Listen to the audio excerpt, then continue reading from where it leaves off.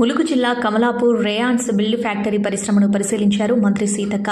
ఈ సందర్భంగా మంత్రి సీతక్క మాట్లాడుతూ త్వరలోనే కమలాపురం బిల్డ్ ఫ్యాక్టరీ పునఃప్రారంభానికి చర్యలు తీసుకుంటామని, ఫిన్క్వెస్ట్ సంస్థ ద్వారా బిల్డ్ ఫ్యాక్టరీలోని పాత యంత్రాలు, పాత సామాను తొలగింపు పనులు జరుగుతున్నాయని, పాత మిషనరీ తొలగింపు విషయంలో జాప్యం చేయకుండా చూడాలని ఫిన్క్వెస్ట్ సంస్థ ప్రతినిధులకు సూచించారు.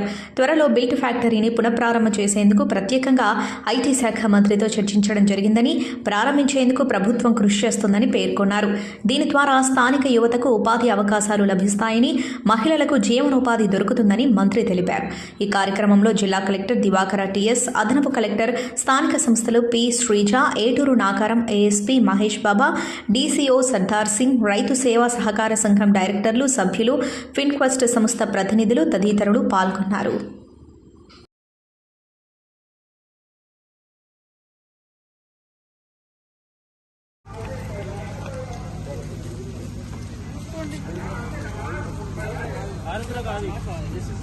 మరి ఫినిక్స్ తర్వాత బిల్ట్ వాళ్ళు ఇట్లా రకరకాల వారి మధ్య ఈ రోజు ఒక ముగింపుకైతే తొందరలోనే వస్తుంది.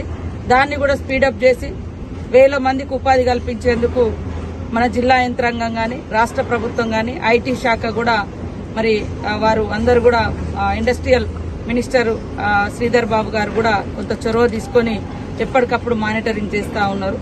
తప్పకుండా ఈ యొక్క పనిని మనం తొందరలోనే అగ్రిమెంట్ చేసి సంపూర్ణంగా ఈ మండలం, ఈ నియోజకవర్గం, ఈ జిల్లా ప్రజలకు ఉపాధి కల్పించే కేంద్రంగా, మరి కొన్ని తరాలకు మరి ఉపాధినిచ్చే కేంద్రంగా ఇది తీర్చిదిద్దుకోవాలన్నటువంటి లక్ష్యంతో పనిచేస్తా ఉన్నాం.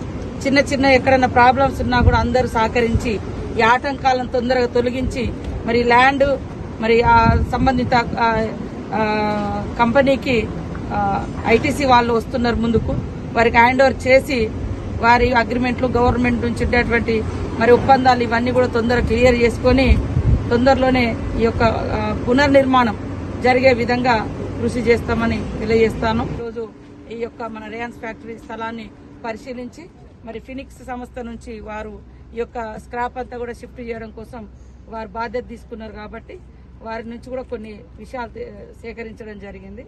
తొందరలోనే మంచి ప్రారంభం జరుగుతుందని భావిస్తాము.